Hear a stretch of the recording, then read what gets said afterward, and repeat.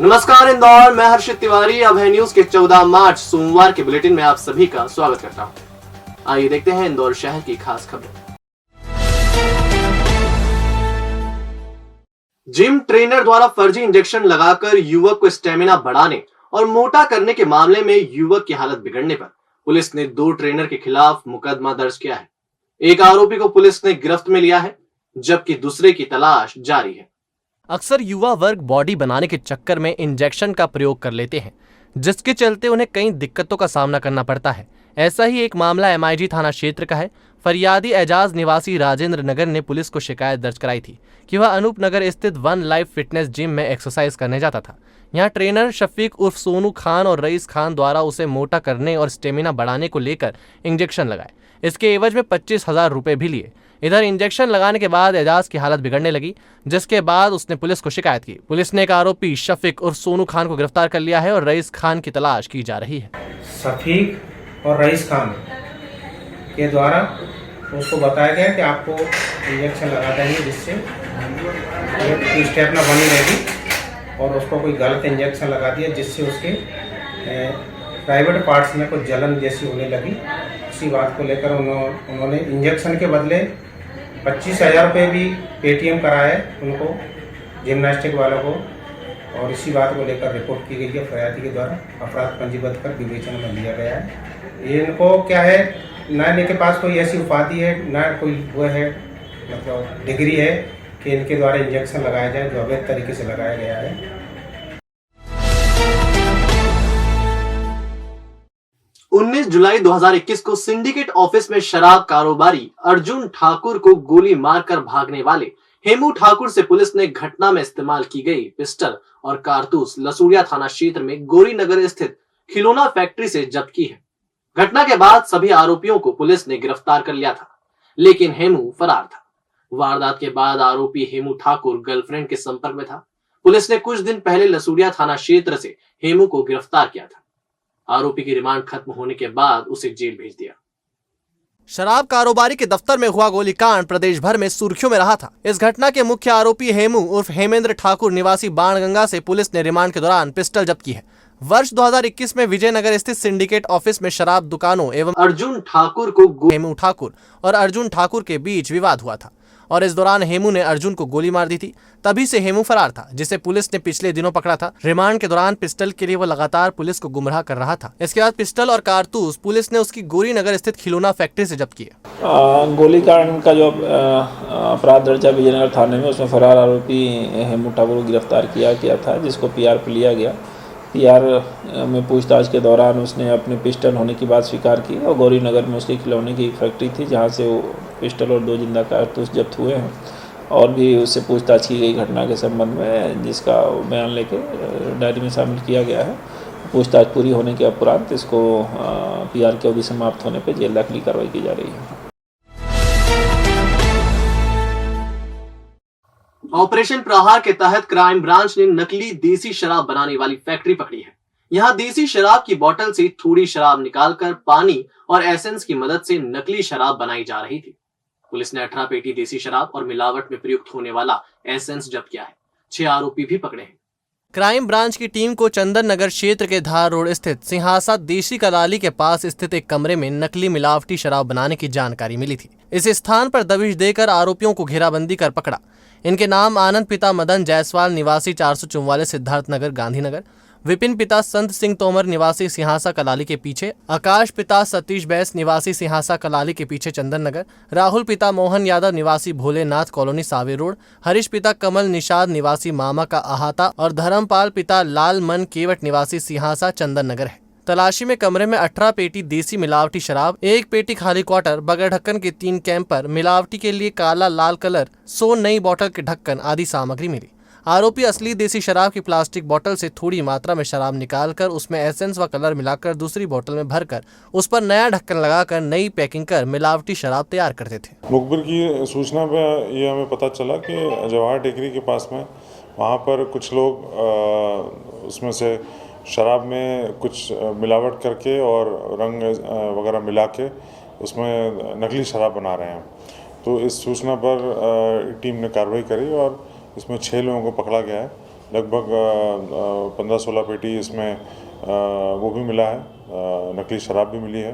और इसमें कब से काम कर रहे थे और क्या काम कर रहे थे, इस संबंध में और विवेचना जारी है।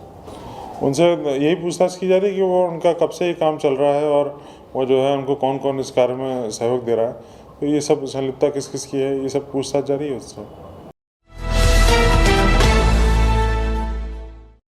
छोटी ग्वालटोली क्षेत्र में रहने वाले भरत ठाकुर को रविवार को गंभीर हालत में एमवाय अस्पताल में भर्ती करवाया था, जहां इलाज के दौरान उसने दम तोड़ दिया।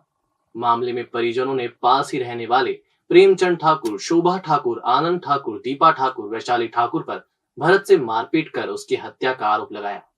इधर सोमवार दोपहर करीब 2 बजे सरवटे बस स्टैंड स्थित नासिया रोड पर परिजनों ने शव को रखकर चक्का जाम किया। इससे वहां यातायात ठप हो गया। मौके पर पहुंचे एसीपी वीपी शर्मा और थाना छोटी ग्वालटोली पुलिस ने कार्रवाई का आश्वासन देकर चक्का जाम समाप्त करवाया।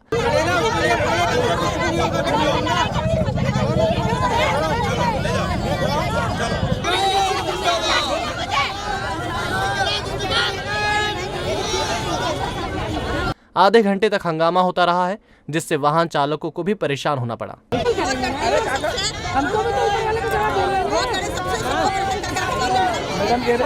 भैया मेरे तो घर पे था नहीं, भैया थे मेरे, मम्मी और दीदी थे।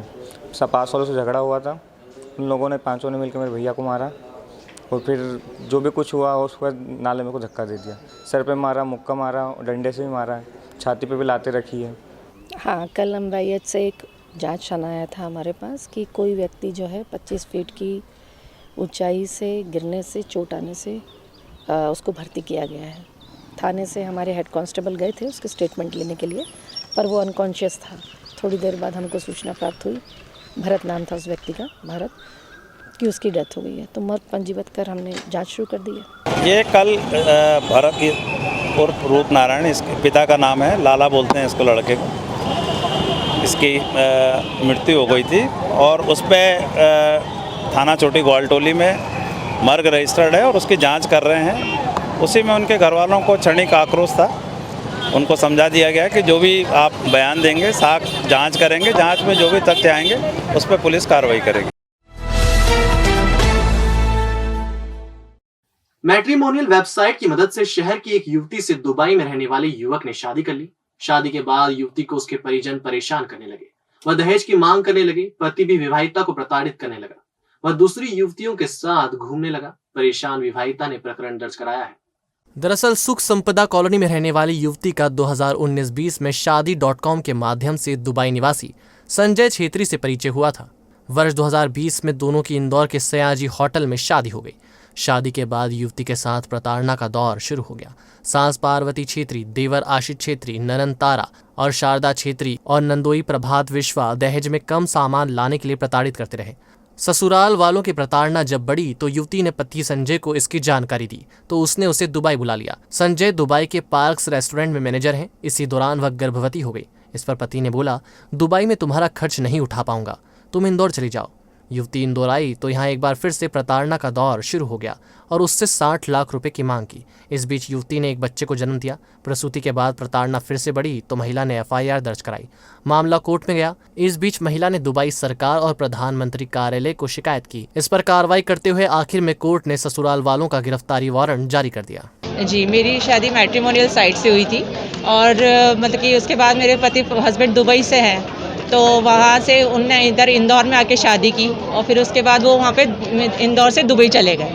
और फिर मेरे जो ससुराल वाले हैं वो मुझे दहेज की मांग करते थे और मुझे प्रताड़ित करते थे। और जो मेरा बेबी हुआ तो उसकी भी रिस्पॉन्सिबिलिटी मेरे हस्बैंड बिल्कुल नहीं लेना चाहते थे। ना तो एक वाइफ की रिस्पॉन्सिबिलिटी कभी लेना चाहते थे, ना कोई बच्चे की रिस्पॉन्सिबिलिटी लेना चाहते थे। हमने इसके अंदर दिसंबर 2021 में घरेलू हिंसा की याचिका पेश करी थी। इसी के साथ में महिला थाना इंदौर में पीड़िता ने 13 दिसंबर 2021 को FIR दर्ज कराई थी। FIR दर्ज कराने का भी महत्वपूर्ण बिंदु ये आया कि इसमें ये जितने भी आरोपीगण हैं, ये आरोपीगण कोर्ट में पेश नहीं हुए, जिसके उपरांत महिला थाने ने कोर्ट पीड़िता की तरफ से पूरा अपना पक्ष रखा। तो जिला कोर्ट इंदौर ने कोर्ट नंबर 14 ने सभी आरोपीगण का गिरफ्तारी वारंट भी जारी कर दिया। DRP लाइन में पुलिस पर पत्थर बरस रहे थे। उपद्रवी ताबड़तोड़ हमला कर रहे थे। इस पर पुलिस ने उपद्रवियों पर आंसू गैस के गोले दागे। प्रदर्शनकारी जब नहीं माने तो जवानों ने उन्हें दौड़ाना शुरू किया। जमकर लाठियां भांजी गई। ये कोई दंगा नहीं बल्कि डीआरपी लाइन में सोमवार से शुरू हुई बलवा ड्रिल के तहत किया गया अभ्यास था। दरअसल सार्वजनिक स्थान पर होने वाले उपद्रव में बनने वाली विपरीत परिस्थितियों में कैसे निपटना है और उसे कैसे नियंत्रित करना है, इसके लिए सोमवार को डीआरपी लाइन परिसर में बलवा ड्रिल का आयोजन हुआ। उपद्रव कर रहे लोगों पर पुलिस ने आंसू गैस के गोले दागे, उनके ऊपर लाठियां भी भांजी गई। इसमें आंसू gas party, rifle party, reserve party, doctor party शामिल हुई। उन्हें प्रैक्टिकल ट्रेनिंग दी, पत्थरों से जवानों पर हमला किया गया और फिर उन्हें उससे कैसे बचना है और उपद्रवियों को किस तरह कंट्रोल करना, यह सिखाया गया ताकि पुलिसकर्मी चुस्त दुरुस्त व हर हालत से निपटने के लिए तैयार हो जाएं। इस दौरान मौजूद पुलिस अधिकारियों ने मातहतों को आवश्यक टिप्स भी दिए। बलवा ड्रिल 4-5 दिन तक चलेगी। ऊपर की ओर पुश करना है, ये जो है इसका हुक ऊपर की ओर खोलना है, बस ऐसे अगर ऊपर की ओर करोगे तो खुल जाएगा ये। और इसको जितना जितना ऊंचा करता जाऊंगा उतना ही ये नजदीक गिरेगा, इसकी रेंज कम हो जाएगी।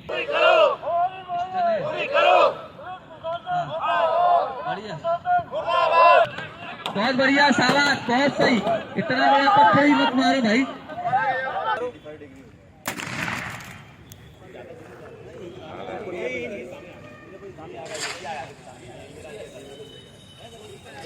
इसको प्रॉपर एंगल देके देखो।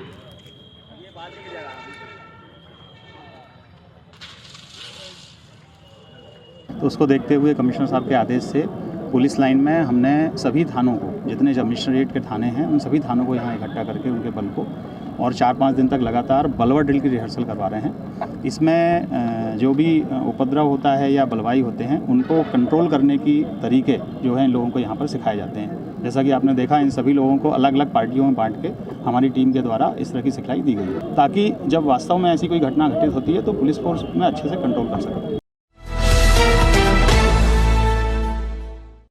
रिटायर्ड पुलिस कर्मी के घर के बाहर खड़ी स्कॉर्पियो बदमाश ने चुरा ली। मामले में पुलिस ने सीसीटीवी फुटेज के आधार पर आरोपियों की तलाश शुरू कर दी है। पुलिस को कंजर गैंग से जुड़े बदमाशों की तलाश है। टीआई दिनेश वर्मा के मुताबिक घटना जकरिया कॉलोनी की है। यहाँ रिटायर्ड पुलिसकर्मी सईद बेग बेटे रमीज बेग के साथ रहते हैं। घर के बाहर खड़ी स्कॉर्पियो चोर चुरा ले गए थे। आसपास तलाशा लेकिन पता नहीं चला। रमीज ने बताया कि गाड़ी बड़े भाई एजाज खान के नाम से है जो कंस्ट्रक्शन का काम करते हैं। पुलिस को स्कॉर्पियो के फुटेज मिले हैं। कार देवास रोड की ओर जाती दिखाई दे रही है। पुलिस को कंजर गैंग पर शंका है। पुलिस और लिंक फुटेज की तलाश कर रही है। ये 2006 में की एक स्कॉर्पियो गाड़ी है जो चोरी हुई है, जिसकी कीमत करीब 50-60 हज़ार के लगभग आ रही है। इसके घटना के उपरांत FIR थाने में दर्ज कर लिया गया है। उसकी तलाश के लिए प्रयास किए जा रहे हैं। जो संभावित स्थान हो सकते हैं जहाँ पे गाड़ी गई हो सकती है उनकी तलाश की जा रही है और पूरा प्रयास रहेगा कि गाड़ी को खोज के निकाला जाए। रही बात डेरों की, तो वहाँ पे लगातार शिकायतें आती रहती हैं और पुलिस ने दबाव बनाने की कार्रवाई की है, जिससे चोरियों में भी घटोत्तरी हुई है और आगे भी हमारा प्रयास रहेगा कि वहाँ से कम चोरियों को कम किया जाए। और अब खबरें दे दनादन। सोमवार दोपहर 3 जर्जर मकानों को नगर निगम की टीम ने जमींदोज कर दिया। तीनों मकानों को काफी समय पहले से भवन अधिकारी ने खतरनाक घोषित किया था, लेकिन इसमें रहने वाले धार्मिक स्थल की प्रॉपर्टी बताकर कार्रवाई नहीं होने दे रहे थे। इस सिलावटपुरा रोड पर जो है ना, ये 3 मकान जो है ना बहुत पहले से जीर्ण घोषित थे। भवन अधिकारी ने इनको जीर्ण घोषित किया हुआ था, लेकिन ये धार्मिक स्थल की प्रॉपर्टी के नाम से ये लोग बच रहे थे। किसी न किसी रूप से कि धार्मिक स्थल की प्रॉपर्टी है तो उन पर कार्रवाई नहीं हो रही थी, लेकिन चूँकि खतरनाक थे और इनको हटाया जाना आवश्यक था, इसलिए नगर निगम ने आज जो है इसकी कार्रवाई की है। सुख शांति नगर में चोर ने एक घर से मोबाइल चोरी कर लिया। सोमवार सुबह 7:30 बजे यहाँ रहने वाले अर्पित मोठिया बाथरूम में थे और छोटा भाई हॉल में सो रहा था। इसी दौरान हाथ में किताब लेकर एक चोर घर में घुसा। वह करीब 3 मिनट वहां रहा और मोबाइल ले उड़ा। जब मोबाइल नहीं मिला तो सीसीटीवी फुटेज देखे गए, जिससे चोरी का पता चला। फरियादी अर्पित ने तिलक नगर थाना में शिकायत की है। 8 बजे के आसपास ऐसा लगा कि मोबाइल नहीं है। फ़ोन लगाया, ढूंढा, मोबाइल नहीं मिला। तो फिर हमने देखा सीसीटीवी फुटेज वगैरह खोल के देखा, तो फिर हमको लगा कि वो 7:30 बजे के आसपास वो आया लड़का, दुबला पतला सा लड़का था। 3 मिनट तक वो हमारे घर में घूमता रहा और हाथ में वो सेल्समैन टाइप किताब लेके अंदर घुसा था। लड़का दुबला पतला था और सुबह सुबह हमारा मोबाइल चोरी हुआ। इसके अलावा वो घर में और घुसा था, बाकी ऐसा कुछ चीज़ चोरी नहीं हुई अभी तक। साउथ तुकोगंज स्थित श्रीनाथ मंदिर संस्थान में माधवनाथ महाराज का 80वां पुण्यतिथि महोत्सव 17 से 23 मार्च तक मनाया जाएगा। महोत्सव में प्रतिदिन कांकड़ा आरती, ग्रंथ पारायण, दैनिक पंचपड़ी एवं शहर के विभिन्न महिला भजन मंडलियों द्वारा भजनों की प्रस्तुति दी जाएगी। प्रतिदिन शाम को विवेक बुआ गोखले कीर्तन करेंगे। रेसिडेंसी कोठी स्थित मुख्य गार्डन को चारों तरफ से सुरक्षा दीवार से कवर कर दिया है। गार्डन से 10 फीट से ज्यादा ऊंची सुरक्षा दीवार बनाई गई है। रेसिडेंसी कोठी शहर की वीवीआईपी क्षेत्र मानी जाती है, लेकिन इसी के नाम से बना मुख्य गार्डन लंबे समय से असुरक्षित था। अब कोई भी व्यक्ति मेन गेट से ही अंदर जा सकेगा। तो आपने देखा इंदौर का बुलेटिन। आपको ये बुलेटिन कैसा लगा, इसका फीडबैक कमेंट सेक्शन में जरूर दीजिएगा। फिर मिलेंगे नए बुलेटिन के साथ। नमस्कार।